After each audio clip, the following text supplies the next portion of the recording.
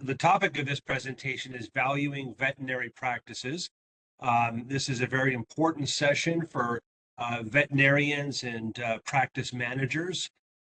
You can work very hard building a very fine practice, but if it's not valued appropriately, you may walk away with less than you deserve when you sell your practice, and we don't want that to happen. So that's why we have Dr. Sheila Fitzpatrick, who is the founder of VP Veterinary Advisors, to talk to us about how to value our practices and what we can do to enhance that value. So, Sheila? Thank you so much, David. The title of my presentation today is Determining the Value of a Veterinary Practice and the Key Issues to Address.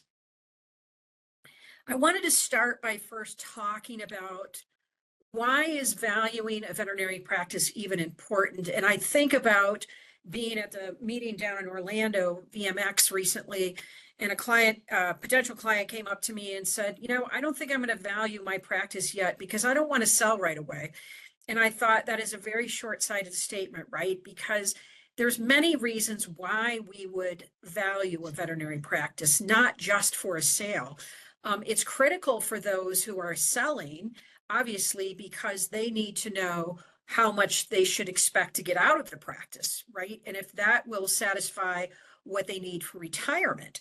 But there's also some really key benefits for owners, and that includes strategic planning, understanding what their wealth gap is and what they're going to need to retire. So getting that baseline of what the value is now, benchmarking, for example, performance indicators, looking at expenses, cost of goods, looking at overhead expenses, compensation and benefit expenses.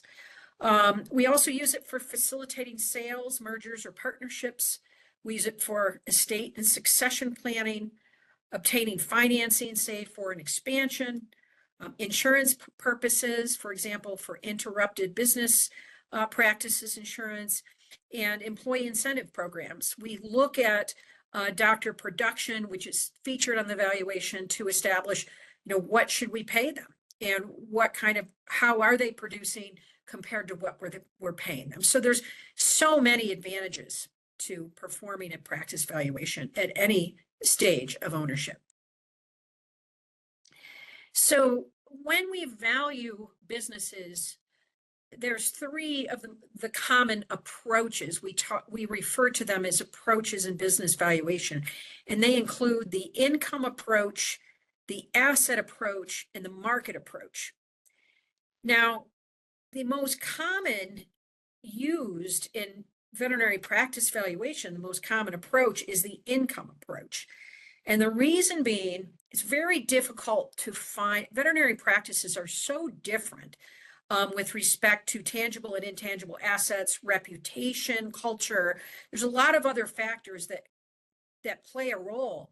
And the market approach, it's hard to find similar practices in one region to have a similar value. And from the asset approach only looks at tangible assets. It doesn't look at things like goodwill. And so really the income approach has proven to be the most accurate approach. And within that approach are three methodologies: the discounted cash flow, the excess earnings method, and the single period capitalization method. Now, today's a high level talk about what key factors affect a business valuation. I don't expect us to go into detail about how those methodologies work, but talk about big picture. So the income approach, it assesses future earning potential through cash flow and profitability, and it provides a clear picture of revenue based on generation and profitability. So we're looking at future revenue, and that's how we're putting a price tag on these practices. So the key point or key factor we use in the income approach is looking at something called EBITDA. And we all hear about the word EBITDA, but do we really understand it? EBITDA is earnings before interest, taxes, and amortization. And it's a measure of the true profitability of a business. And when we are looking at calculating EBITDA of a veterinary practice, we start with an income statement. And this, again, is going to be very high level. When we go down through the income statement and we look at things that need to be adjusted to reflect things like fair market value. For example, veterinary owners either tend to overpay themselves or underpay themselves. So we have to adjust their compensation to fair market value, and it's typically based on what they produce. We have to adjust the rent. This is a huge thing I find in veterinary valuation is they are either charging themselves astronomically high rent or extremely low rent. And because rent is part of that income statement, that can really alter your value. So we do adjust that rent to fair market value. We adjust personal expenses, such as I had one guy taking flights to Korea, for example, $60,000, $70,000 of travel. We take that out. If that wasn't true business expense, we remove those expenses, again, to reflect profitability. And one-time costs, things like I have multiple clients in the hurricane zone. And so what did they have to do to replace the building, windows, roofs, things like that? We take those out of the income statement. Other things would be fixed assets, things that should be capitalized on the balance sheet. Of course, depreciation and amortization, interest and income expense. And again, any owner perks, anything like a health club membership or their cell phone, private vehicles. Many people go to Costco and Home Depot and they put all those expenses on the business, but they're not true business expenses. So our goal is to remove all of those extraneous expenses and come up with an EBITDA calculation. When we do finally get an EBITDA EBITDA calculation, we typically are able to, with a capitalization rate, assess the risk and look at future earning potential. So that's just a rough overview of how we typically value veterinary practices. That being said, private practices multiples of EBITDA are typically in that 5 to 5.2%. Corporations in this market are paying anywhere from 8 to 12 times EBITDA for practices. So there's quite a differentiation between private sales and corporate sales. And that is often awakening for people who are in their late 60s, 70s, need to retire and maybe don't have the capital to retire and don't have options. So very important points to make. So today's talk really is not so much on how we value the practice, but what kind of things come up during the process of valuation that could really alter the bottom line. And as a person who was a practicing veterinarian 28 years and now is in valuation, I would compare valuation to practicing veterinary medicine because every valuation is different. And you always have these unknowns that come out that you didn't know about that can really alter the bottom line. And it's just like doing an exam on a dog. Maybe they came in for their ears, but you suddenly found they blew their knee out. All of these affect the end result. So the different key factors that we are going to discuss is leasing versus owning real estate, revenue mix, and payer breakdown. Now, again, we're not like the human field where we have a lot of insurance, right? Insurance is a very small part, but service mix, routine versus urgent care, square footage utilization, talent attraction and retention, strategic investments that boost valuation, and then again, talking about the importance of succession planning in a practice, in any business, that is. Are there any questions so far? There was a question about the single period capitalization. Yes. Just you can give us a thumbnail on that. Yes. single period capitalization is EBITDA divided by a capitalization rate, and that gives you the market value. And again, the way that practices right now on the open market are being priced are basically a multiple of that EBITDA number.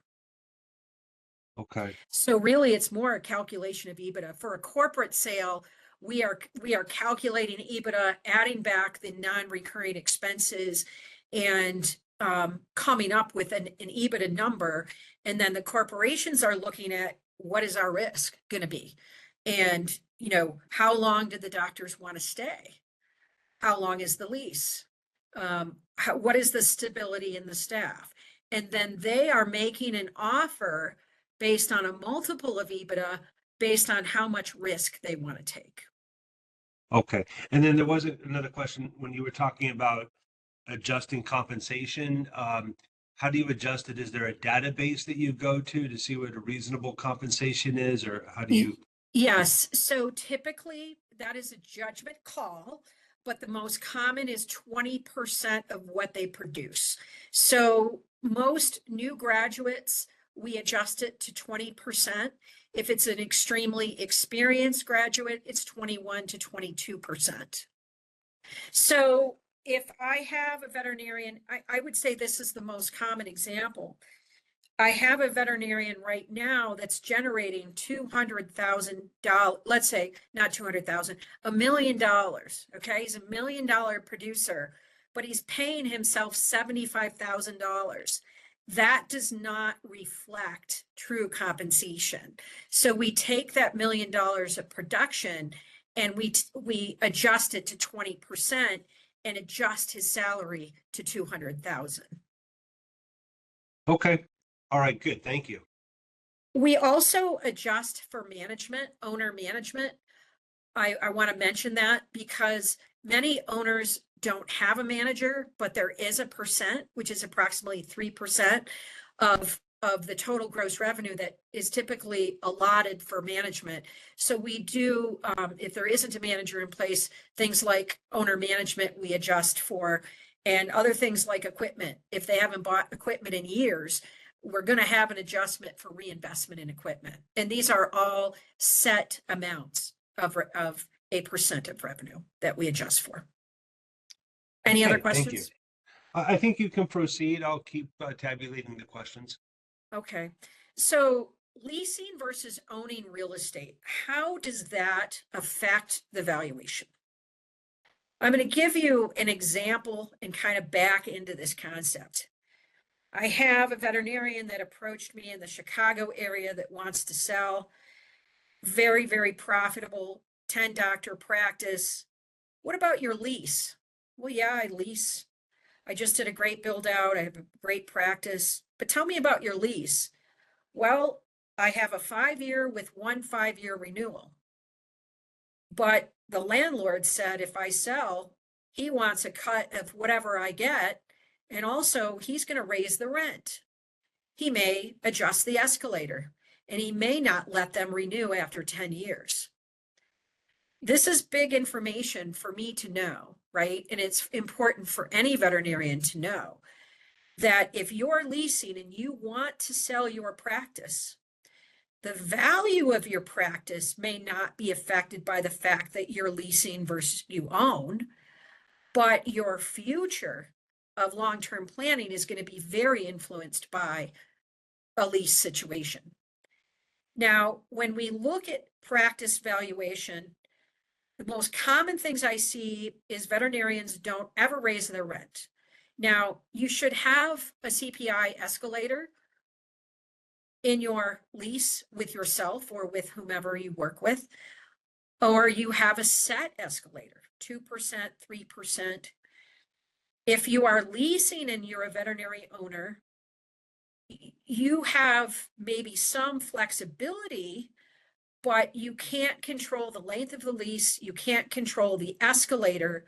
And you just don't, it's unpredictable if they're going to sell the shopping center, for example. When we do our valuations, when we perform a valuation, we always adjust the rent to fair market value. So we're going to adjust the rent no matter if you lease or if you own. But what is affected is your ability to sell your practice in the long run. And another example I have is I had a gentleman reach out to me from Denver. And he's been wanting to sell his practice for a couple of years. And he markets it as this incredible profit, tremendous stability, great clients. Guess what? The shopping center is being sold. He has no lease renewals. He has 2 years left on his lease. And he's hoping that someone isn't going to ask the right questions. But what do you have if you spend $500,000 and you have to move in 2 years? So that's why, despite the fact that leasing and owning doesn't affect the bottom line, it's going to affect your ability to sell it later.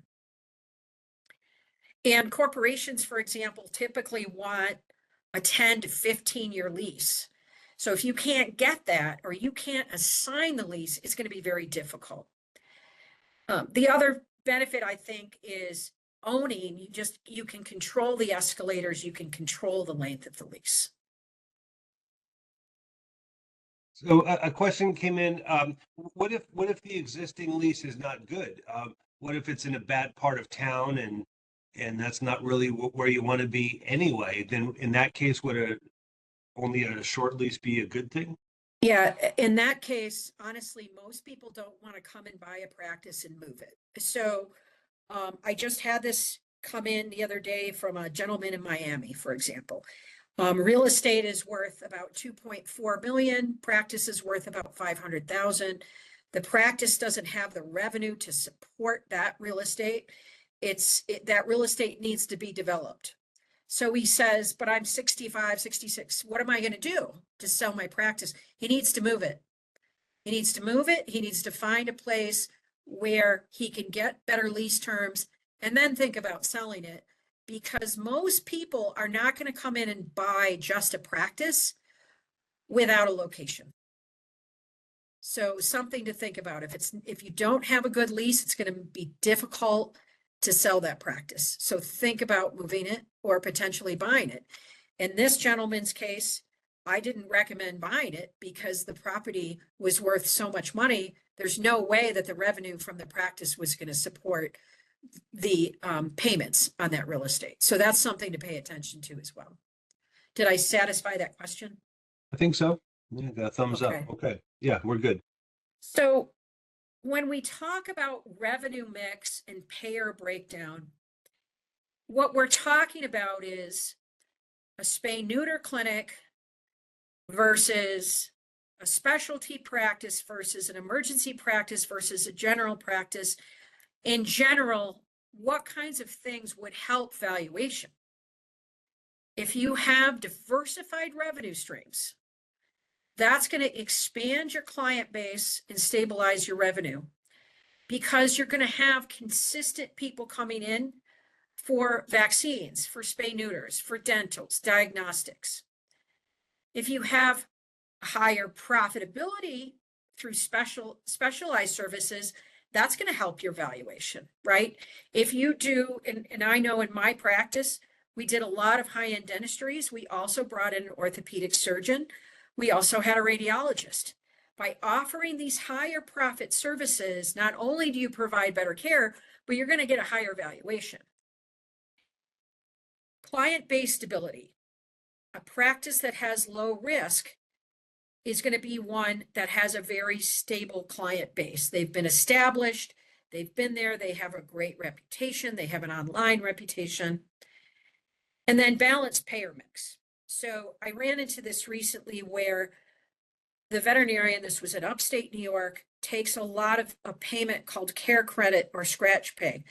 These are very, very high interest payments. But guess who pays the interest? It's you. It's the practice owner. Care credit, for example, takes a cut. So if you're taking more of those payments rather than direct payments, that's going to affect your overall payor mix. And then cash flow. Slow reimbursements or reliance on low margin services can really strain your cash flow. So the goal here then is to have a diversified revenue stream and revenue mix. and have a payor breakdown that's going to be less of the real low cost payers and more of the straight revenue. And some people, I mean, we all really want to offer care to people who can't afford it, but you have to be conscious of the interest rate, especially like care credit, upwards of 15%, and you end up paying that. So it does ding the bottom line when you have a huge percentage of people utilizing that.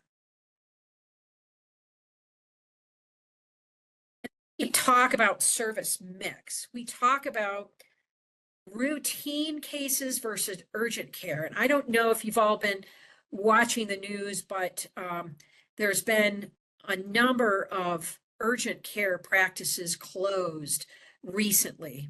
VCA has closed, I think, approximately 80 urgent cares.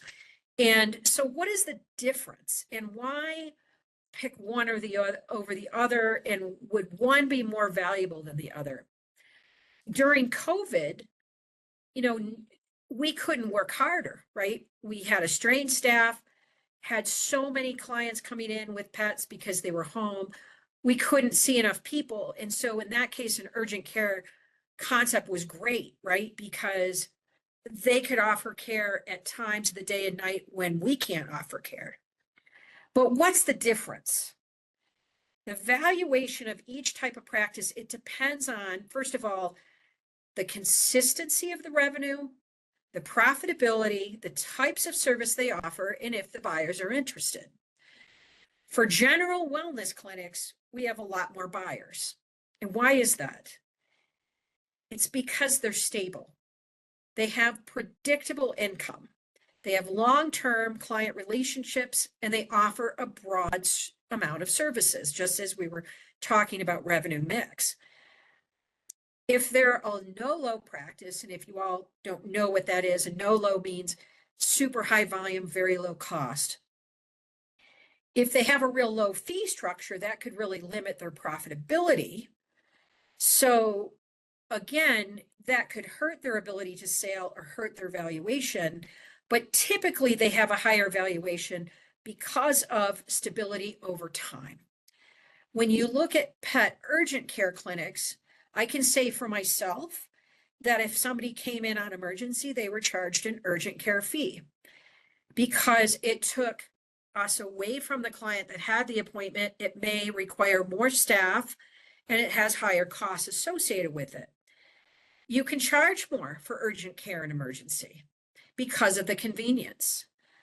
But the problem with urgent care is you don't know what your long-term, you don't know what your stability is going to be. You don't have predictable income. You're going to have ebbs and flows. Let's take the Val Valley of Colorado, where I live. In ski season, it's just crazy busy. And then there's this huge lull, and then it gets real busy again in the summer. That would be an urgent care ebb and flow. So people are going to be more likely, buyers are going to be more likely to invest in a practice that has more long-term stability and stability over time versus the volatility of an urgent care. Now, again, the valuation could depend more on like market demand, competition, and how efficient they are. If you're an urgent care in a place where they really need an urgent care, then you're going to have a better opportunity of selling them. Talk about square footage utilization. And when I talk about this, I want to use an example. I have a client with 8,000 square feet in Upper Peninsula of Michigan. She has 2.5 doctors. She's paying a fortune for that square footage. Some payments are becoming due. She's struggling to make those payments. And why? Because she really has twice the space she needs. So it's not efficient because her overall rent is going to be high compared to what she can actually produce in that space. So if you efficiently use space, you can maximize the revenue without physical plant expansion. You can improve your profitability by handling more patients and reducing costs. You don't want to go so big that your overhead is so high that you're on the hamster wheel of continuing to try to make enough money to pay your rent. If you make your space too small, then it becomes difficult. Let's take, for example, the 2 exam room hospitals. We have hospitals with just 2 exam rooms. How can you grow or improve? You can't. And so many of the corporations will not buy a practice if it only has 2 exam rooms and it has no ability to expand. So there's 2 ways to look at this. One is you have to have ability to expand, but you also cannot be so big that you're not effectively utilizing your space. So you want to optimize your workflow, and that improves your care efficiency. It reduces your costs and increases your profitability directly. And the clients are happier. Now, if all the cats and the big dogs are crowded in one room and there's no space for the dogs to move around, it gets bad and clients are uncomfortable. If the exam rooms are small and crowded, it's uncomfortable. If they're waiting for 45 minutes for an appointment because there's not enough exam rooms, it's uncomfortable. So square footage utilization definitely can affect the bottom line because of what the practice produces overall. And then we talk about talent, attraction, and retention. And I actually do some recruiting in my business as well. We have a VP veterinary recruiters, which is a recruiting division. And I can tell you that talent, attraction, and retention directly affect your value. And why is that? Let's take an example of a practice that I'm valuing right now on the Southeast coast. They had 6 doctors they wanted to sell. They wanted to sell the corporate, and 3 of the doctors quit. Well, all of a sudden, the practice is not producing the millions of dollars it was producing when it had 6 doctors. So huge impact on the value. It just tanked the value. And then turnover. Every time you train a new doctor, you're spending a lot of money. You're giving them more time. You're spending a lot of money on onboarding, licenses, continuing education, and just bringing them up to speed. So these practices that have bad turnover or can't retain and keep doctors tend to have lower valuations than those that have a good number of doctors on board for the amount of revenue that they need to generate, patients they need to see. So high turnover, in a nutshell, it's going to increase your cost, it's going to limit your services, and it's going to reduce your valuation. Whereas if you're stable, you're going to have revenue consistency, you're going to have retention of clients, and you're going to have operational efficiency. I can't say enough about this because this is a true problem in our veterinary profession right now.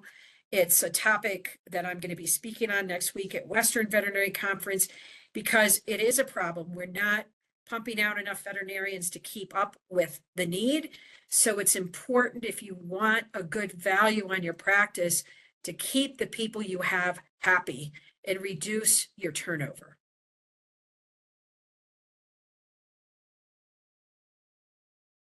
So then we talk about things that can boost value. What kinds of things could you do in your veterinarian practice that would boost your value and make you more attractive, for example, to a buyer? One thing is a really aggressive and quality marketing strategy. SEO-driven content and social media engagement bring new clients in, and they strengthen that brand loyalty, driving that sustained revenue growth. So good quality website, updated website. And I talk to clients about your website is really antiquated. If you want to sell, you really should. I mean, that's the window into your practice. Why are you using this really old, antiquated website that has the doctor that left 10 years ago on it? That is not a good representation. and is not going to attract value. It's not going to attract value clients. They want to see new, they want to see modern, they want to see modern content. And that in turn does affect your value. Software practice management. So important. I can't tell you enough about how when I walk into a practice and I see a wall of paper records, I just take a deep breath and say, okay, where do I go from here? Paper records are highly inefficient. They're inefficient for writing records, and new talent do not want to write records. So by getting practice management that could streamline not only your front desk things like your scheduling and your billing, but also streamline your patient records so that it's easy to send clients their patient records, easy to send x-rays out. It just makes your practice look so much more efficient, work more efficiently, and bring more value. You're going to be able to see more patients when you automate your systems.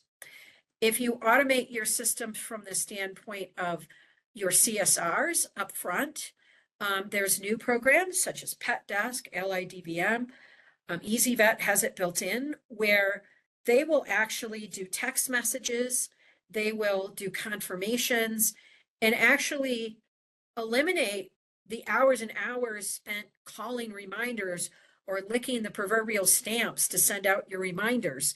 It automates all that. So it saves time in licking the stamps, saves time in buying the cards and the postage, and it's more effective in bringing people in. People are driven by their phones and they're driven by email more than they are paper now. So by automating those things, you're going to actually bring more clients in the door, which increases your value. And then we talk about equipment. Advanced medical tools expand the service that you can offer. It improves the quality of care, and it also enhances your operational efficiency by increasing your buyer appeal. So an example is digital x-ray. I mean, just so much more modern. Client can see the x-ray right there on the screen. You can zoom in, zoom out. You can send those x-rays out for review. Dental x-ray. So many practices still don't have dental x-ray, and it's a shame because when you start radiographing pets' mouths during dentistry, you find all kinds of pathology that's in there that doesn't appear when you just look at the teeth. They look fine to me, doc, but then wait a minute, what is this resorptive lesion?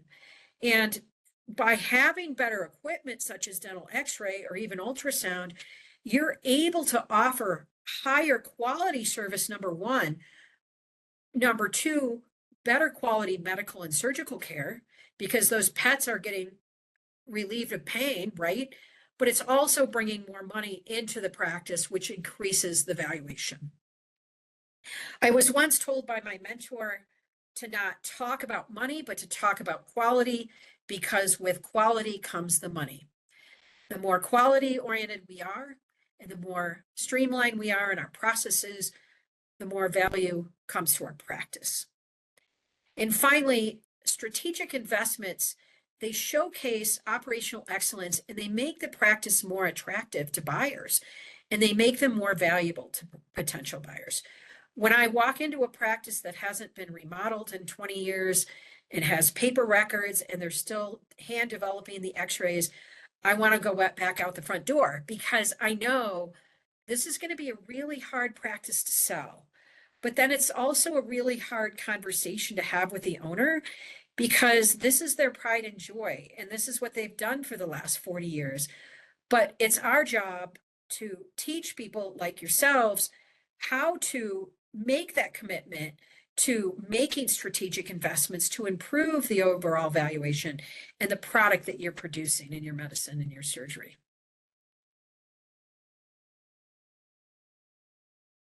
And then we talk about the importance of succession planning. So what is, when we talk about planning our future, let's say, when I look back, I started my practice when I was 26, a year out of veterinary school. I mean, the last thing I was thinking about was planning my future succession or sale of my practice. But why is it important? And I would love to have somebody in the group tell me, why do they think it's important to have succession planning at any point in your business? Does anybody want to answer that? We actually just have a few minutes. We're actually a little bit over, so Okay. maybe we'll just try to wrap up and then we'll just try to squeeze in a couple quick questions. Okay. Almost done. So smooth transition of leadership, long-term stability provides for that. It provides for retention of talent and maximizing the value of your practice. So no time is too soon to plan your succession. Again, to preserve your client relationships and your legacy, and also to provide a clear strategy for the retiring veterinarian, ensuring that they're going to have a smooth exit without worrying about the practice's future. So start now. And that's the end of my talk here. Again, just emphasizing the key benefits, financial performance, and just being well prepared as you think about transitioning for your future. Okay. And that's the end of my talk today. Excellent. Thank you so much. Our next speaker has agreed to allow us to spend a few more minutes together. We'll try to squeeze in a quick couple questions. One is there any sweet spot in terms of size to yield a higher valuation? You talked about Yes. needing to market, and you can't do that if you have a very small practice. But 3 or more doctors. I mean, really, people want more than 2 doctors to really maximize the revenue. okay, The so maximize the value. okay. The more doctors, the more revenue that can be generated if you have the work. And the large groups really are not interested in the smaller practices. Okay. Another question deals with when you were talking about the critical care, urgent care centers, and how it's, fluctuates over a season. Can that be mitigated with some contract veterinarians or contract staff that only work during peak seasons? That could be mitigated, absolutely. But again, you're planning that it's going to be busy and there's never a guarantee. There's ebbs and there's flows. And contractual veterinarians are typically quite a bit more expensive than employed veterinarians. Okay. And a question about your work, if you feel comfortable answering it. How necessary is evaluation if you're looking to sell your business? How much does it cost? How long does it take? And what do you need to prepare your valuation? Yeah, I think a practice valuation is critical. And, there's a lot that goes into this, a lot of deep dive into the financials. And typically we use 5 years of tax returns, 5 years of P&Ls, and 5 years of practice software reports. It's quite of an in-depth look at your valuation. And typically evaluations run about 5,000, somewhere in that 4,500 to 5,000. If you're talking about estate planning, then it's more like 12,000. That's a much more detailed report. But a practice for a sale is runs about 4,500 to 5,000. And I think also that brings in the fact that I'm also a practice broker, and we work as sort of the agent for the person. We not only determine the value, but we fight to get the best value from the buyer or the Okay. seller. Okay, great. And then you prompted a question about succession. The question is, do you recommend using earnouts, that type of thing, to facilitate successors running the business for the initial owners? Absolutely. I mean, I think that if the owner wants to pass things on and the buyer can't afford it, I don't know if I'm really understanding that. It can be based on how the practice produces, right? If the owner still wants to be part of the growth, or if the people buying in want to be part of the growth, then an earnout is a great way to be part of the growth, right? Or if you're not ready to sell because you think your practice is going to double in 5 years, you could go with a group that's going to pay you in earnouts because they're going to reward you for the growth. Okay. Okay, well, we went over a little bit, but it was definitely worth it because it was a very, very informative session. So I'd like to thank Dr. Sheila Fitzpatrick for speaking to us. Thank you for talking to us about valuation and how to enhance value of our Thank you for practices. having me. I really appreciate this opportunity. And feel free, if anybody wants to reach out to me privately, VP Veterinary Advisors is my company, and I'm available just like any veterinarian 24/7. So. Okay, great. Thank you so much.